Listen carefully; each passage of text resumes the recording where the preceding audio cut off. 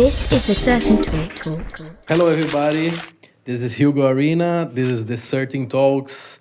And today I have some man here, like it's one of my references as DJ, passionate music collector who has been playing in London music scene since mid-80s. It's right? It's correct? That's correct. This guy is early member of the Confunktion Soul Collective. We need to talk about that. Yeah, I want to know. And he works alongside Mucho Soul, Making-Moves, Wawa 45, the Handsome Family, and Number 90 Bar, right? Yep. Correct? Correct, yep. To name a few. Yeah. And he played in various festivals too, in UK, in abroad, like Cork Jazz Festival in Ireland, So in the Algarve, Portugal, Vocal Booth, Spain, Sunset Beat in Croatia. Correct. He's gonna explain everything. And in 2018, he was the winner of the Mixcloud Listeners' Choice for the best soul funk radio show on Global Soul Radio, which I have a pleasure to be part of it now, thanks to you. Fantastic. We have Patrick Steele here. Patrick, thanks for coming, man. Thank you, Hugo. It's a real pleasure to be here with you. We have a very interesting story about you. Like, I was in Brazil. Uh-huh. A very good friend of mine, Marcio Martinez, that worked at BBE at the time, sent me your links and said, listen this guy carefully. I said, okay, I'm gonna listen. I think it was 2016. Yeah. And I said, oh my God, this guy's good. Then started listening like every week, your shows. Then in 2019, I moved to London. And I had the pleasure to play with you, to meet you, and then to play with you. Yeah. So I'm very honored. It was like very, very emotional for me on the day. I was honored to meet you. It was super nice. And to be a friend of Marcio as well, because Marcio has been a real big influence with me as well from working at the BBE store. So every time I went into the store, he was always there and we'd always chat music, obviously. So. Yeah, he knows good things. Yeah, he always introduces good things, as you know. Let me ask you. Yeah. What is your first memory in music, with music? So I think my first memory actually was from my mum, actually. So being a kid, growing up in East London, from immigrant family, my mum and dad came from Jamaica. Mm-hmm. And I remember they had parties in the house, their house. And I remember just being a kid running around with the grown-ups, running down through their legs and stuff. And they were playing mainly reggae and soca. And actually, interestingly, my mum and they loved some of the old crooners. So the sort of the big male and female artists at the time were generally singing sort of big ballad songs. My mum loved those kind of songs.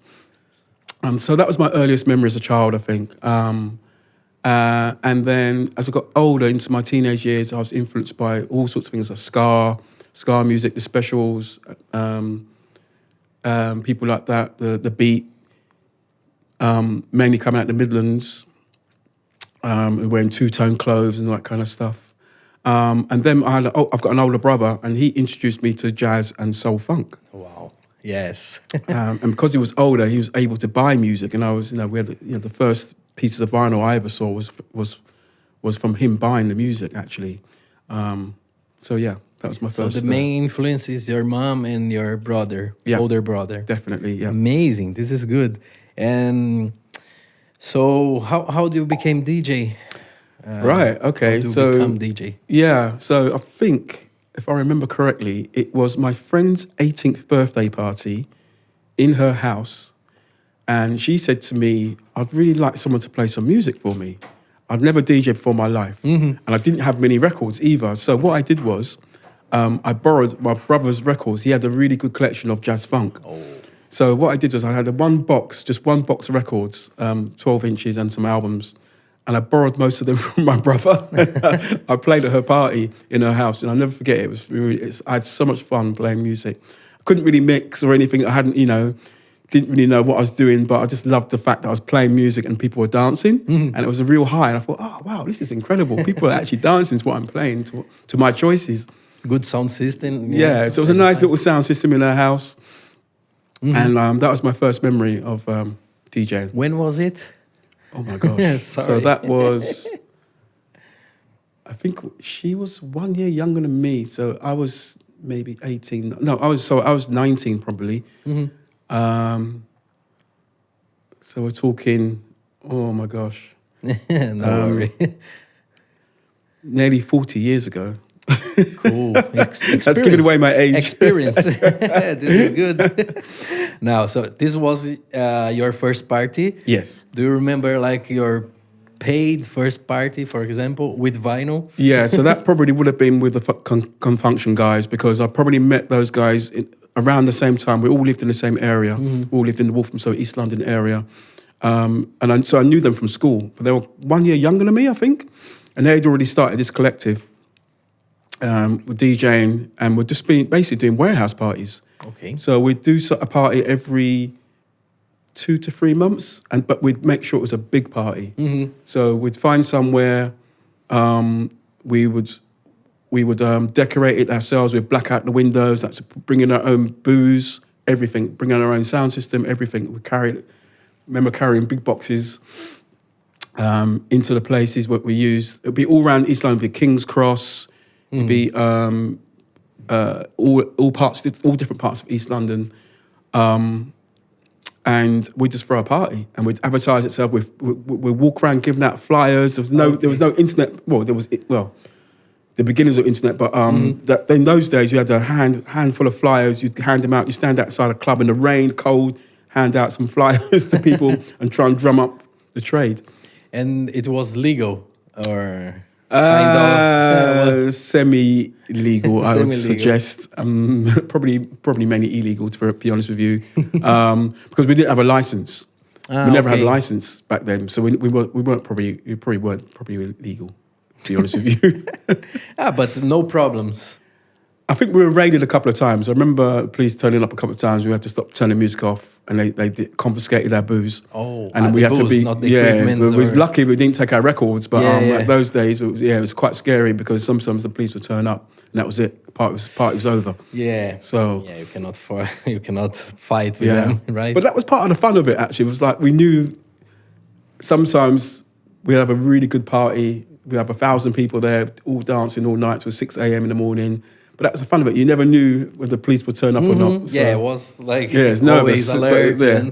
But when it came off really well. Amazing! I missed that. I wish I could go.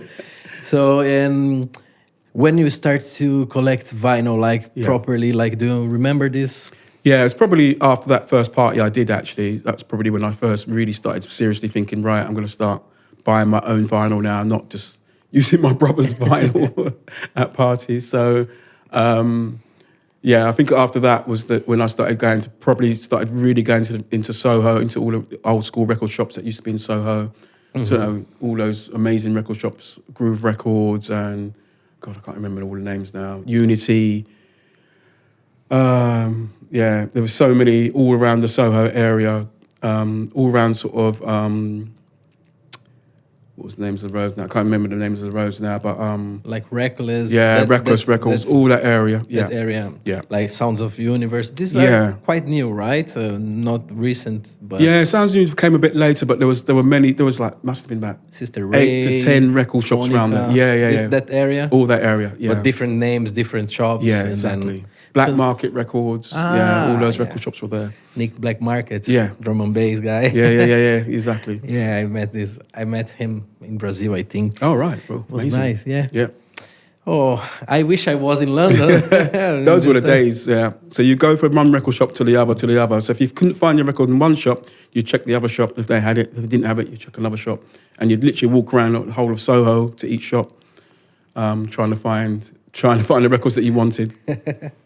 Oh, I like Soho. Sometimes I go amazing there. Yeah, times. I spend the day there. Yeah. And do you remember the first one? The first vinyl? In my head, I think it was Strawberry Letter 23 by Who's that by?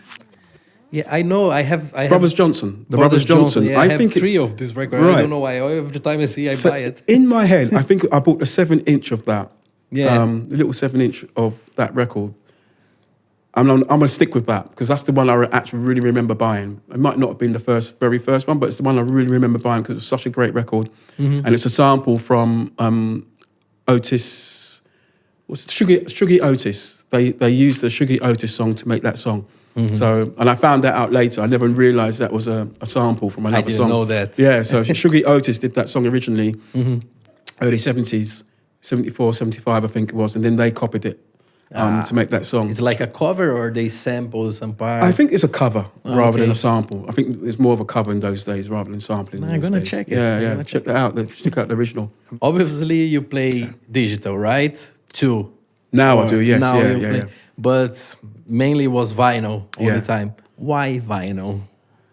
Oh man, there's something tangible about vinyl. There's something about picking it up, having something physical in your hand, looking at the cover, reading the backstory, and who played bass, who played keyboards, or whatever instrument was played on those songs.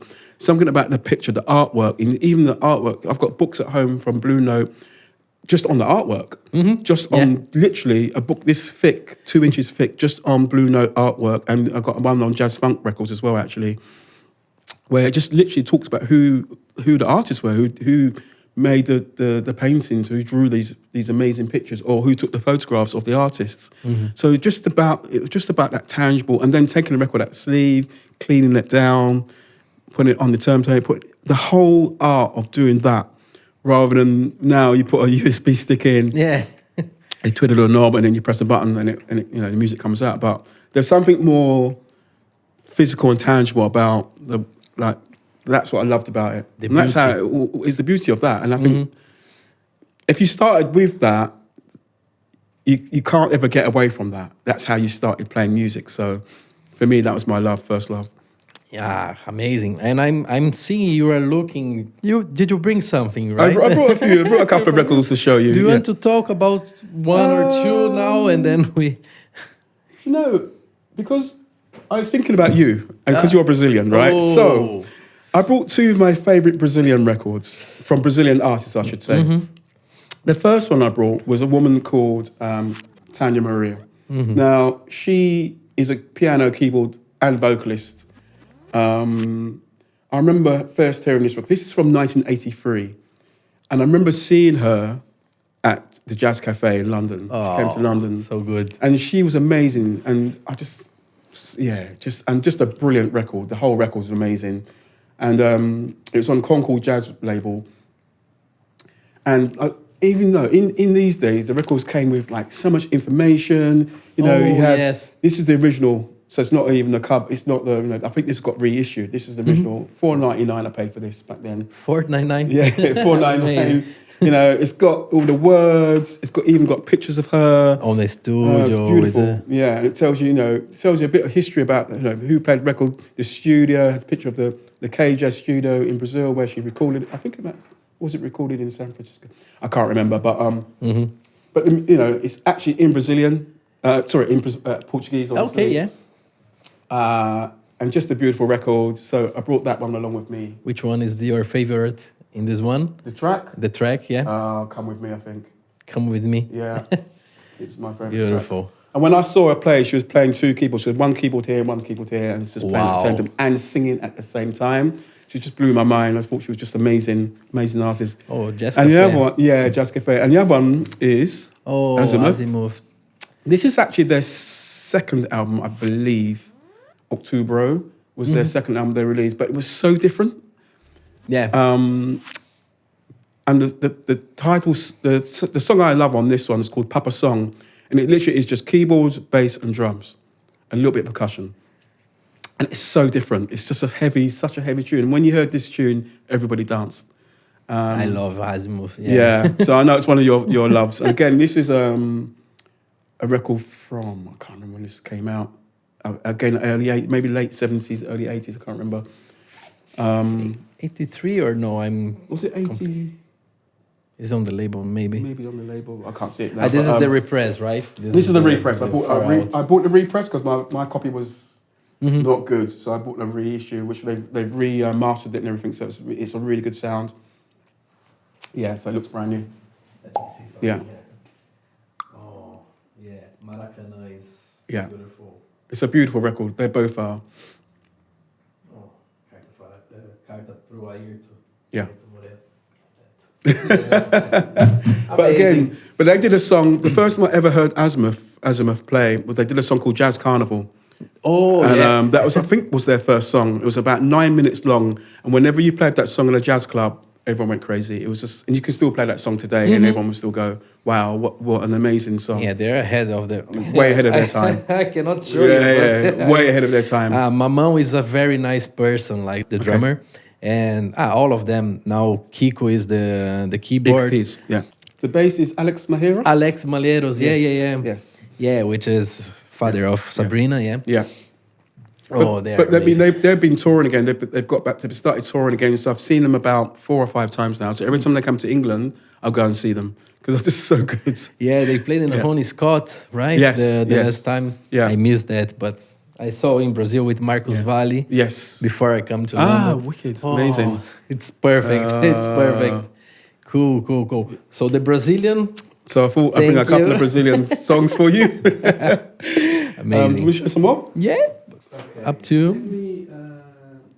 I want to go to a couple of UK artists because so the first one I'm going to show you is a man like Omar. This was his first album. There's nothing like this. There's nothing like this. It's the famous song from this. This came out in 1990. This is the original. Can you show to the camera for your camera, please?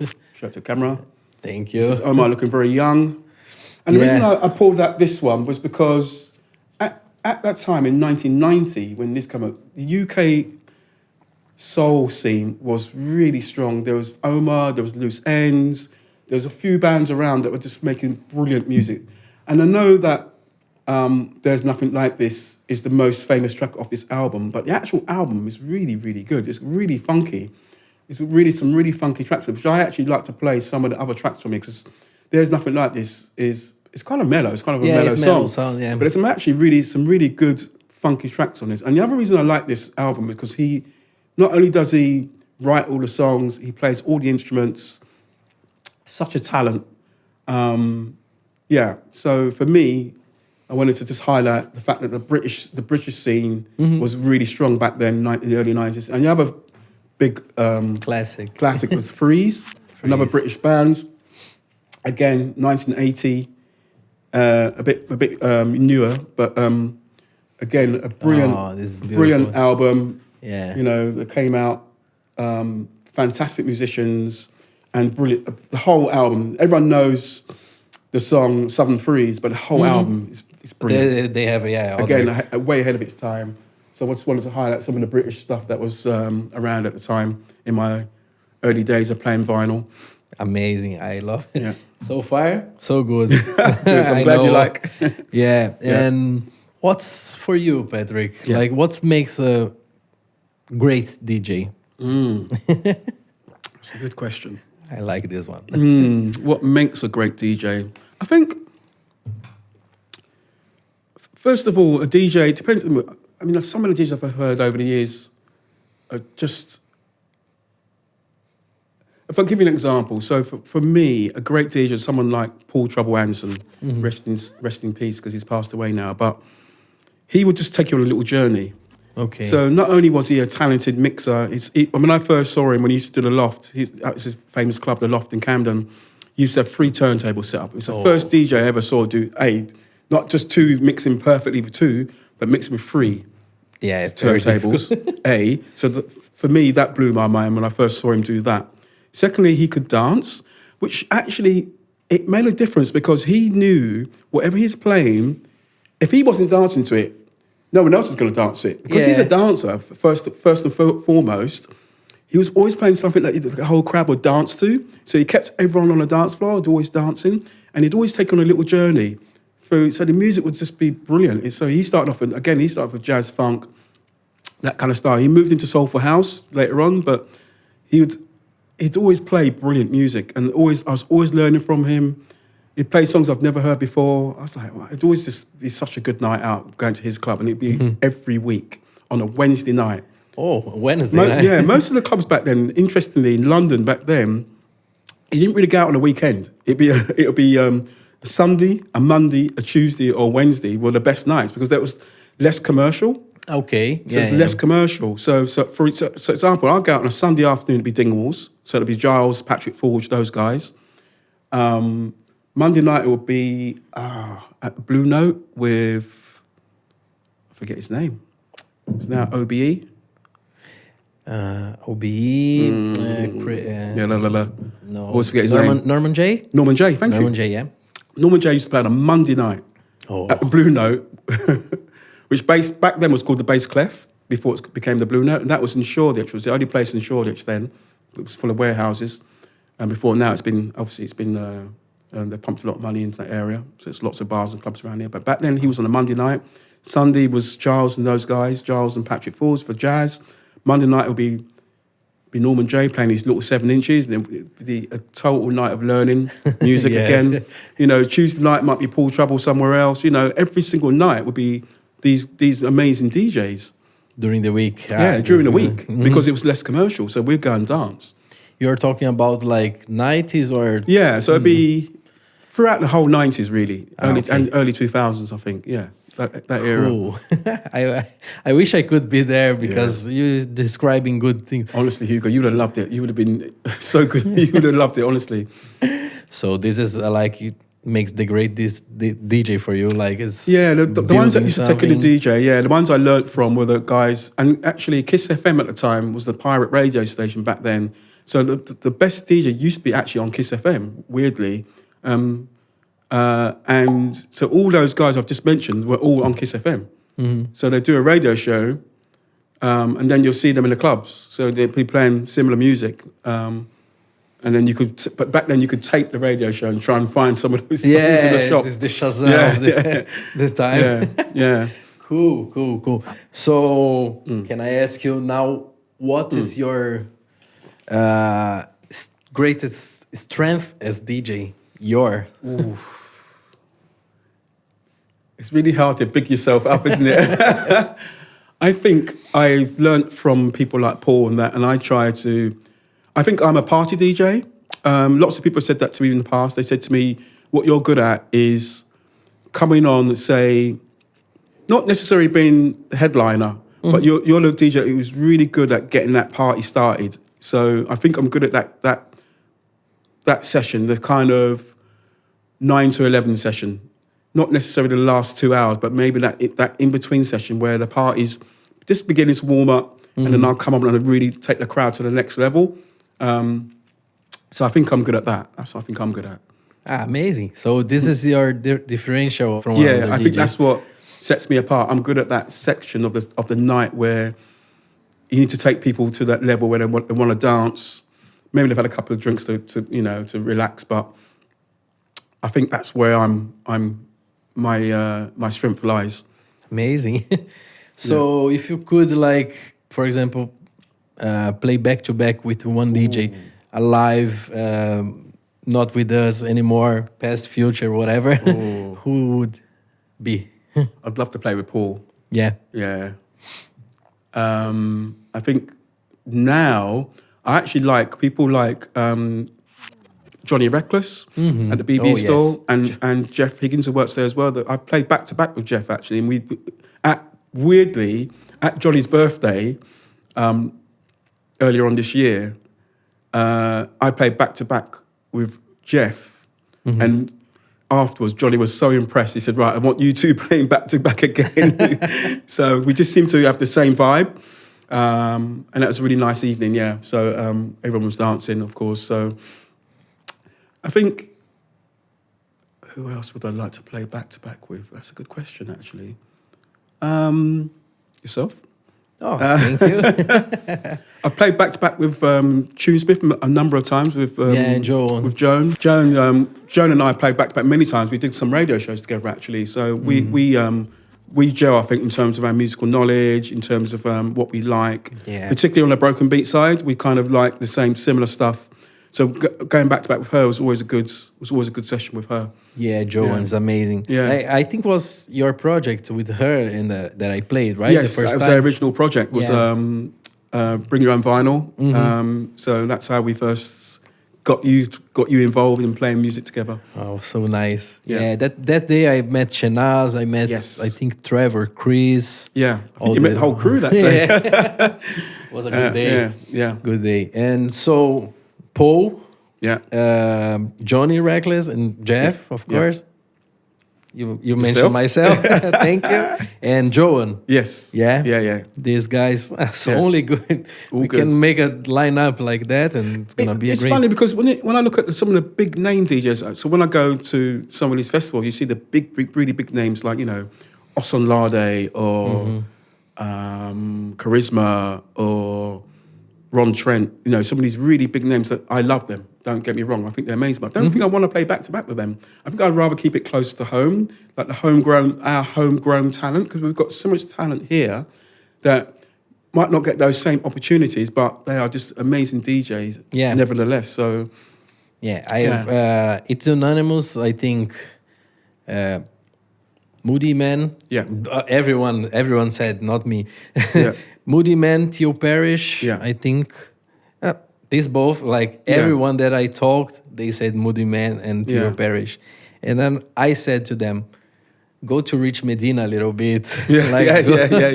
There's Mr. Scruff would be nice, Yeah. like Patrick Forge. And I played with you, so I won't say because I had the experience recorded. Yes. It's nice. Brilliant.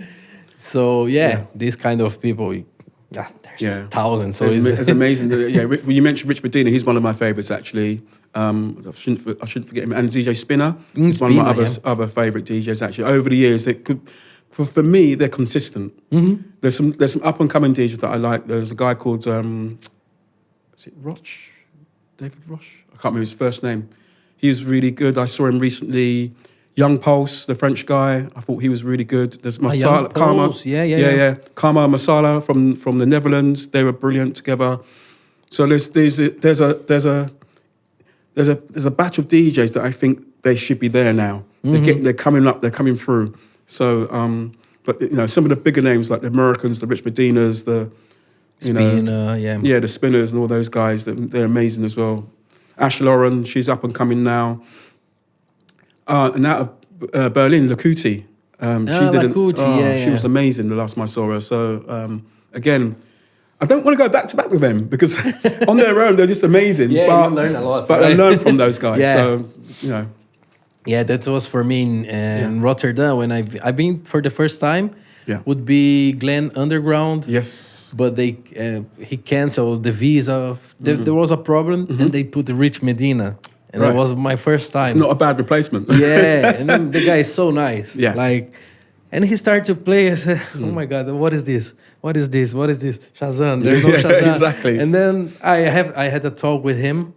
Yeah. And he explained, he showed me some tracks. Confrontation, he played. Said, I love this one. And then I bought.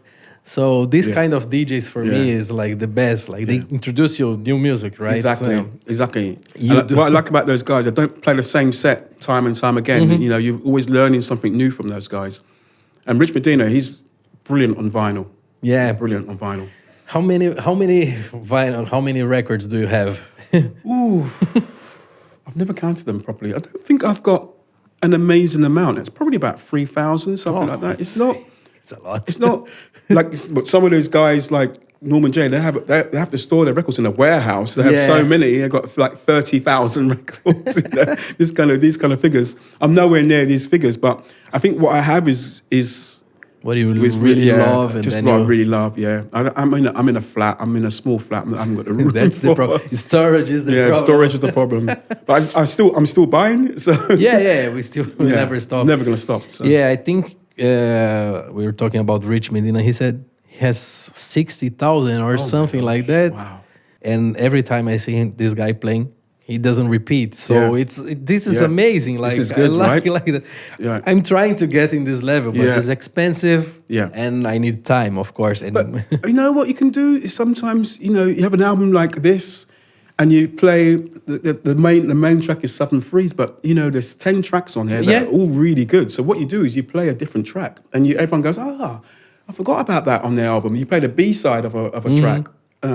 And you actually, you can, you know, play a lot of music without repeating yourself, by just playing something else, without playing the usual track that everybody else normally plays. So that's what I try and do, Otherwise, you get boring. Right. Bored. There's a few people that I do not want to see DJ anymore because I find them quite boring because they kind of do the same. And I actually don't understand it because as a DJ, A, I want to educate the crowd, and B, after 20, 30 years, surely you're getting bored of playing those same tracks. Surely you want to play something else. But so it's surprising me when I hear some DJ playing those same tracks. I'm always a little bit like, oh. And I think that's because they play too safe and they're too scared to step outside their zone, but people know them for. And they're too scared to do that, and they're scared that people won't dance or whatever the reasons. But I think that's a shame because some of these DJs are really good and they won't change, and it's a shame. I think if they expand a little bit would be amazing. But definitely. it's fine. It's their choices. Live for us. How do you catalog your records? I've been asked that before. Do you have a system? So at the moment, I'm not too anal about it. So I've got a section of sort of all my classic jazz, funk, soul, that my early stuff is probably in albums. So all my sort of Roy Ayers, I'll show you some in a minute, so I brought some of that with me. All my kind of classic jazz funk is all in one section, all my albums, so I know where they are. And then I've got a section of jazz, so I collect jazz as well. So I've got all my jazz albums in one section, sort of to the right. And then below that is lots of 12 inches over the period. So I did because back in those days, I was DJing quite a lot of R&B and soul when I first started, because that was what was big back then. So I still have those records. And now I've got a section of more broken beat, sort of the more left field stuff. So I have a whole section of that, all my sort of Kylie Tatum, Afro Naut, co-op, all my co-op stuff is in one section. And then I got another section which is kind of like just sort of almost miscellaneous, actually, kind of like just different styles, music. You cannot can't really categorize them, which is good in a way. So I can't really put them anywhere. So I kind of like that section because that's where I pull out this unusual stuff that I might not be able to play out, but it's music I can listen to at home. So yes, you put there and do another. Cool. And let me talk about record shops in London. You mentioned like Soho. So do you have a preferred, like a favorite record store? Could be in London, could be global, could be online, whatever. Right now it's definitely BBE. Now it's BBE. And Love Vinyl, actually. Both those shops to me just cater to my needs, actually. Obviously, there's not so much vinyl coming out now, so I do buy a little bit online, obviously, because you have to, because you know these shops can't stock everything. Abroad, there's a shop in Holland. I forgot the name of it now. In Haarlem, New York. In Holland. Sorry. Holland. Sorry. Yeah. HV. I can't remember the name. HAV. Yeah. I don't know if you know that shop. Where else was there? Because what we used to do, whenever I used to go to festivals abroad, we'd always go and look for the record shops. That's what we do in that time off. Now, when you're not listening to music even at on holidays. Any holiday I go to. So if I went to Paris, if I went to Holland used to have a really good scene, actually. Record shops. Any country. That's it. HHV. That's it. Yes, HHV. Excellent shop. Even in Berlin, some great record shops in Berlin. So whenever I go to Berlin, any of these cities, you go record shopping. That's automatic. Almost. My friends have just been to Iceland just recently, last week. they did a little festival there. There was some really good record shops there. The Lucky Records. I think Shanaz mentioned this one. Yeah. Some, so any country you go to, they'll have a decent record shop, so you go and find it. Of course. Yeah, you can find some And gems. some gems there because, in a way, the scene in the UK got a bit.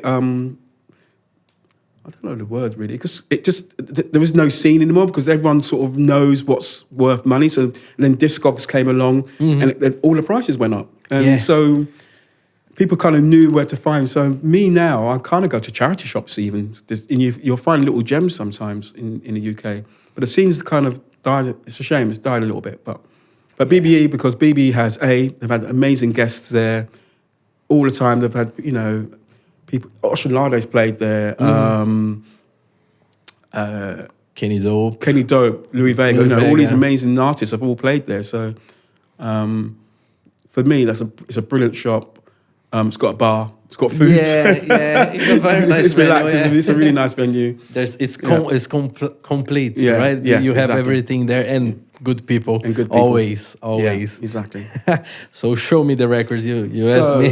I'm going to show you, speaking of Louis Vega, Kenny Dope, they brought out this. Ooh, that's beautiful. 25 years ago. And it's a brilliant record because it showed, and even let me show you the cover a little bit. It just showcases where they came from as well. Because when you think about Kenny Dope came from more the hip hop style, little Louis Vega came from more Latin style. Yeah. So that's what they did with the album. So one part of this, it's a double album. One part of this album is just Latin, literally just Latin. Brilliant. And then it showcases the love of jazz funk. We've got a Roy Ayers track on here, Sweet Tears. They've got a classic, the classic Nautilus track on here. Bobby James, Bob James. I'm the Black Gold of the Sun is one of the best songs out there. And then it showcases some of their house stuff as well. So it's just a brilliant compilation. This is amazing. This so is the original. expensive now. I think it was reissued, but this is the original. It's starting to fall apart a little bit. I need to look after it a bit more. But I remember buying this and thinking, wow, what an amazing record. On the Giant Step label. I think it was 1997 this came out. It's a bit newer. Oh. So I want to showcase that one. And quickly... I wanted to go back 1 second. Jocelyn Brown. Oh, yeah. To this, to Prince. Because just the brilliant records. 1979, he wrote, produced everything, played all the instruments. Such a brilliant artist. I just wanted to make sure I got some Prince on this interview. Yeah. And always. This album contains, I think I bought this in Holland actually, because it says $9.99. I think it was in euros back then. And this contains the record I Want to Be Your Lover, which is one of my favourite records. So when we mentioned Omar that played all the instruments, it's Prince, another like person. Prince. Yeah, but you brought, another amazing artist. Who, again, he's not with us anymore, but brilliant music that he left us with. Beautiful. Yeah. Do you have more? Yeah. Oh, I'm going to showcase. I can see good, beautiful records there. I want to showcase this one. This is For Hero. You go. Yes. And you know why I'm shocked, because these guys, wow. They changed the game. They changed the game. They changed the game completely. They went from being sort of originators of drum and bass to having amazing, sophisticated music with whole string sections and amazing, complex melodies. Just beautiful music. And this is one of my favourite albums by them. They've made several albums, but even the packaging is beautiful. Yeah, it's different from the others. Yeah, different packaging, the way they've made just a beautiful album. Yeah, when I came to London for the first time from holidays, I stayed in Willesden Green. Yes. In the Chapter Road. Right. Like between Dolly's Hill and Willesden Green. Yeah. Dolly's Hill, sorry. And I realized, Chapter Road, oh my God, I'm here. The guys, because I was drum and bass head at the time. Yeah. I came because I went to a drum and bass festival in Sardinia. But I was in Chapter Road. They said, "Oh my God!" It blew my mind. They said, "Hey, it's where this is where they started." But this album, you know, the guests on this album, even the guests, you know, you've got Bembe Segway, original lead vocalist. It's got Kylie on keys. It's just got all the original people that were around in the early, you know, broken beat sessions. Luke Parkhouse drums. Somatic does in the studio doing the mixing. Ursula Rucker on vocals.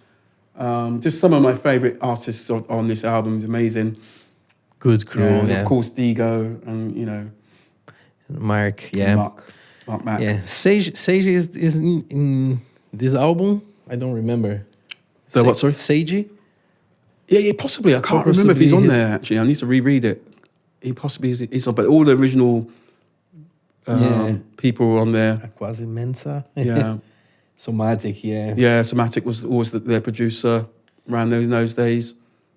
Oh. Yeah. That's why I like to talk with people with play with vinyl, because they bring like gems. This is what I was saying when we first sat down about how beautiful. This is how beautiful this is. This is art. This is a form of art. This is like paint in a that could be right. Yeah, I think it's that. Like when they play the bass, the paint goes. Yeah, exactly. Could be this. Yeah. Okay. You get an image from that. I'll show you another one from the same type of music, but very, very much newer. So this is Liquid Continual Space Motion. Again, beautiful cover, double album. Amazing. Yeah. And inside, it's got pictures of all the different artists that have taken part in making this album. But this is all about IG culture. Yeah. And he's one of the originators of this scene, of the whole scene. And again, just a brilliant record, beautifully put together, not just making beats, but using real musicians to make it sound like a real... Have you seen them live? I've never seen them live. They played in Church Sounds in Clapton. Yeah, it was brilliant. It was brilliant. I missed that. Yeah, this is all about IG culture, but it's got Wonky Logic, New Graphic, and Alex Fonzi, one of his right-hand men that he's always around. Brilliant DJ as well. Playing guitar on here. Yeah, it's just a brilliant... Yeah, it was a great show. It was a great show. I was there. I think I met Joe and Jen. Yeah. And all the crew was there. I'm surprised he wasn't there. I don't know how I missed that. Well, it was really nice. The sound was good. Like the acoustics of the place is nice. Yeah. So I think they're gonna play again. So hopefully I'll get to see them. I'm hoping they're bringing out something new very soon. I'm really hopeful, because that's brilliant album. That's brilliant. That was my favourite album. That year when it came out, I think it was a couple of years ago when this came out, that was my favourite album that year, by far. It was just so good. Because I just wanted to show you this one, Bernard Wright. Oh, now, this is so hard to do. The reason why I love this, it's a brilliant album. Yeah. The production on it was produced by Dave Brucey and Larry Rose, and at the time we were making all the best jazz funk at the time. But when Bernard Wright made this, he was 16 years old. That's incredible. And he's playing keyboards and piano on this album. This is a reissue, so I never had the original. It's hard impossible. to get. Yeah, it's really hard to get. Not impossible, but... But this album's been sampled to death, so nearly every track's been sampled by different artists, but mainly the hip-hop community, actually. Yeah, this is... But again, you need to put in a frame and put in the wall, because it's brilliant amazing. Nerd, yeah. And unfortunately, he's passed away as well now, apparently. So another one of our heroes gone. I'm trying. I got the log when I've been in Rotterdam, but this isn't on the list. It's hard to find the original. Yeah. You can find the repress, like this is the repress. You can find that, but to find the original, that's pretty tough. It's pretty tough. Good people. Don Blackman. Yeah. Yes. Don Blackman's on there. Marcus Miller. Yeah. Oh. That's beautiful. Yeah. Thanks for the... You're welcome. No. So another one? Yes, please. I've got to bring up two... All about vinyl now. Yeah, because this is the era I'm talking about. So between 1975, 76 and 80, 81, to me, those 5 years was the best for personally for music. So these two albums came out similar times. The first one is by Cameo. Cameo, yeah. It's when we had a big band, Larry Blackman, people like that. Well, he was the band leader.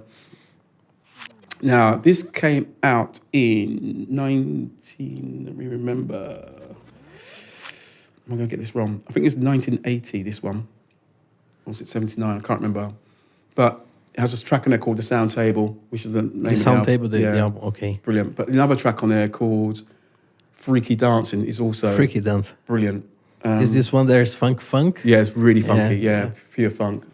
This is the original. It's got lots of sellotape around the cover on Atlantic Records. Which was... Oh, it's 1981, actually. It's the chocolate, no. Yeah, it's Chocolate Atlantic? City. Ah, yeah, correct. Chocolate City. Yeah. But that Atlantic was the which is my favorite the label. mother, the mother company kind of thing. Yeah. So you can see it's all a little bit falling apart. Yeah, but the records is The record is fine. It's fine. Yeah, I might have to buy another copy.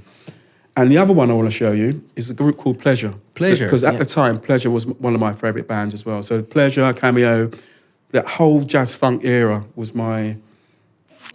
This is 1979. And again, a brilliant album. It's Another double. gatefold. Amazing gatefold. Beautiful. Beautiful album. Less well known than some of the other artists that I've shown you, but I think probably in my top 5 easily. Oh, yeah? Easily, yeah, easily. Easily. Just such a brilliant, tight band, just a brilliant band, amazing music. And they've done I've got about 6 of their albums. Actually, Cameo, I've got about 13 Cameo albums, by the way.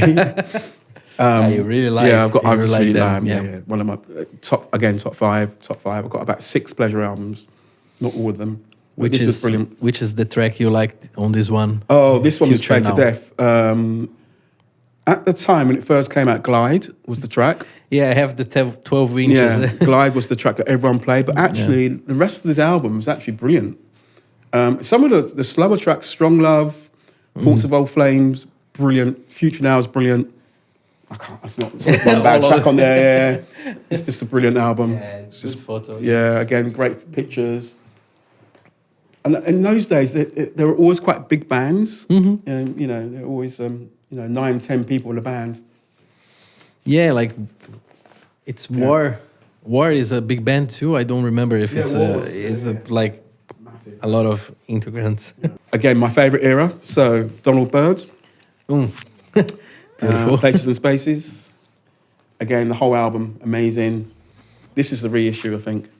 I think I've got the original somewhere, but the cover is so badly damaged, I thought I might as well bring the reissue. Better. But again, every track.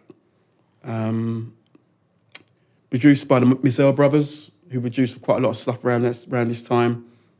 Like crossover, jazz into funk stuff. So brilliant. Places and Spaces, Dominoes, Wind Parade, Change. All brilliant Wind tracks. Parade is... Yeah. You All have, brilliant. Yeah. Wind Parade is... Yeah, it's, fantastic track. George Bohannon. Yeah. Bohannon was an amazing musician in his own right. So if you find Bohannon tracks... Bohannon. Yeah. So he's one of the musicians on there. Let's start to dance. Yes, exactly. And we could... So quite a lot of the time, they use the same musicians on some of these records. They would do, if one of the session musicians, they'd phone up the best musician around. That would be Bohannon, Let's right? come to our band. Yeah. What is that? So, Johnny Hammond. Gears. It's a reissue? This is a reissue. I have the because original it's as well. Again, near mint. It's yeah. mint. I've got the original album at home, but I thought I'd bring the reissue because they actually reissued this and they added some tracks, some bonus tracks that were never issued at the time. So I wanted to just show that, and that's what he looks like, and they put some information in here about him, which was nice. So you could read about him a little bit. Again, which label reissued? this was Milestone, no? Milestone was the original. The original, yeah. So this is BGP. now. BGP, okay. Yeah. I'm gonna did check the this reissue. one. Yeah, check that. It's worth. Actually, this was a gift from my friend Ket, who's a DJ. Cat from Mucho Soul? Yes, Mucho yeah, Soul, he was yeah. in Iceland, right? Yes. Yeah. This was a gift from him from one of my birthdays a few years back. Amazing. An amazing gift, yeah. Well, the best gift, right? Yeah, exactly. Again, produced by Mizell Brothers, this album. So get that same sound that I loved at the time. 1975, I think this originally came out. If I remember rightly. Maybe I got that wrong. Not sure. I think it was 75. But again, just a brilliant album. Tell me what to do. Los Conquistadores Chocolates. This is the one that everyone loves. Yeah, Fantasy is on there. Shifting Gears. Just a brilliant album. And then the side 2 is these extra bonus tracks. I'm gonna on check there. this But out. it's worth checking. Definitely worth checking. And it's no way you can do anything without mentioning this man. the man. Roy Ayers. 5 pounds. Yeah. No, it's 15. That was 15 pounds. It's 15, Yeah, sorry, yeah. yeah. 15 is okay. So this is the original Ooh. on the Polydor. He did a lot of stuff on Polydor. And this just contains 2000 Black, that track. But again, a great album. Which is quite difficult to get. Yeah. now. This is 1975. I've got about 10, 15 Roy Ayers albums. How many times have you seen? I've seen Roy Ayers live about 10 times. Yeah. I mean, just so many times. He's brilliant at Jazz Cafe and at various venues, at festivals. I've seen him. And same area, Brass Construction. So again, brilliant band. Another big band. There was 3, 6, 9 of them in the band. Just brilliant. I'm not sure what I could say about this. I just remember playing this so much when I was growing up. Again, beautiful cover. Ice gatefolded too or no? No, not gatefolded, this one. But just beautiful colours. Yeah, the 70s. it's nice. It's nice. Because digital, we cannot see No. the face of No, you can't see who's playing or who's made the record. Just see the name sometimes, and Yeah. that's it. Oh, this one is I like. Yeah. If you can find that, definitely buy that. Anything by them, actually. The first 5 albums they made were all really good. Yeah, I have Moving in a compilation, Des Parks compilation, Master Cuts. Yeah. I always You can't play. leave out, if you're going to make a compilation from this era, you can't leave out Brass Construction. They were brilliant. Amazing. Okay, let's talk about your radio show. You have a radio show on Global Soul Radio, Yes. right? It's weekly, No, fortnightly now. fortnightly. Okay. Yeah. Because with my show, actually, what I try to do is play new music for 2 hours. So the whole show is new. And finding new music that I think is good enough to go on my show is quite hard, and it takes a lot of time. So to do that weekly was really difficult. So I decided to move it to every 2 weeks. So it means I think 75% of my show is brand new music that's just been released. So that's the idea behind my show. It's just called the Too Funky Show. Too Funky. And then it goes out on a Saturday night, 9 to 11 on the radio. And then I will upload it to Mixcloud the next day, normally.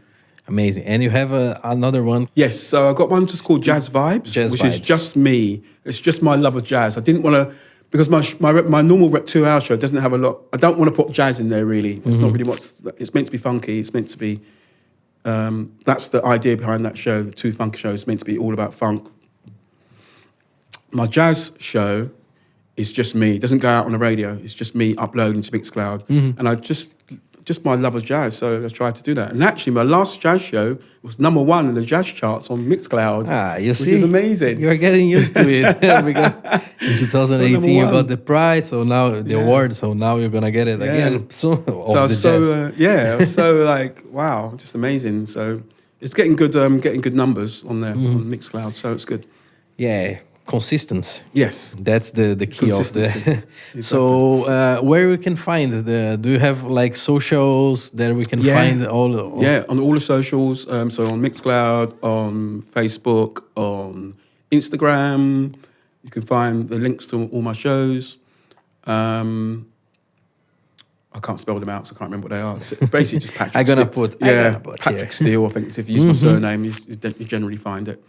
Cool, amazing. You have one more record I have that one I more can record see. down Yeah, there. yeah. Because I forgot to.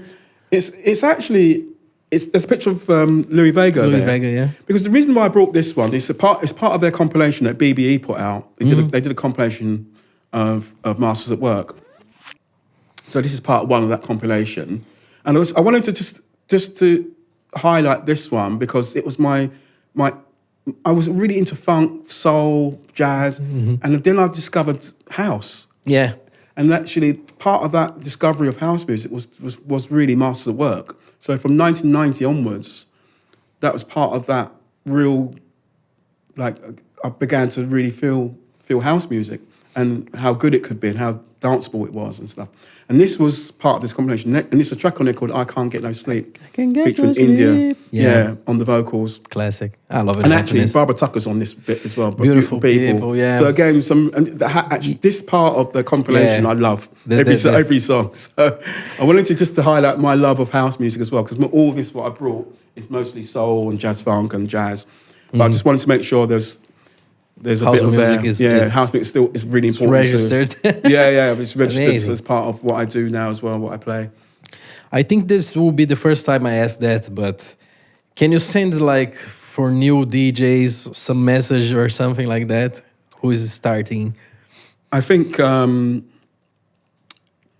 definitely play what you love. I think it's easy to try and DJ and drop into stuff that you think people might like on a dance floor. You think you hear someone else playing it and you think, oh, that might work. But actually, what works best is if you play what you love, and don't try to copy anyone else's style. Be you. Make sure you play what you feel in your heart and your soul. And I think the technical side, I think you have to learn to mix, and I think that's all good. But technically, you can be technically great. But if you're not playing what you love, then it's gonna show. You can feel it. If you're not playing, I can't play a record. If I don't like that record, I'm not playing it. Yeah. I don't care how big sense. that record is. If it could be the #1 record in the world, but if I don't like it, I'm not playing it. So I think my best advice is always play music that you really love. So what if you clear the dance floor? I've cleared dance floors loads of times, but you'll get them back. Get them back. Don't worry about it. We did. Yeah, don't worry about it. After 2 or 3 songs, you look at the dance floor. Okay, that song didn't really work, but okay, I tried. But try it. Try and play out of the box. Try and don't always play the obvious songs. That'd be my advice. Thank you. I like it. I'm gonna keep it with me. So Patrick, thank you so much. It was really nice to have this. You're telling me the hour's gone already? Wow. We have, I think, 2 minutes for 1 hour. But yeah, Okay. was amazing for me. Like it's thank my you. pleasure, because I always wanted to do that. Yeah. Talk with you, know your history. Yeah. Obviously, we can do like a second part to talk about more records or about another stories. Like you can have it. But thank you so much for coming. No, thank you. It was amazing. Follow him on Mixcloud, Instagram, Facebook. Listen to the radio show, which I am. Thanks to him, I have a radio show on Global Soul Radio now, because he introduced me the responsible Patrick Steele. Thank you, Hugo. Absolute pleasure. Absolute pleasure. Thank you so much for having me. Really enjoyed doing this. I definitely want to do another one because I've got so much music I want to share. And please like, subscribe, watch the other episodes, and see you soon. Thank you. Thank you, guys.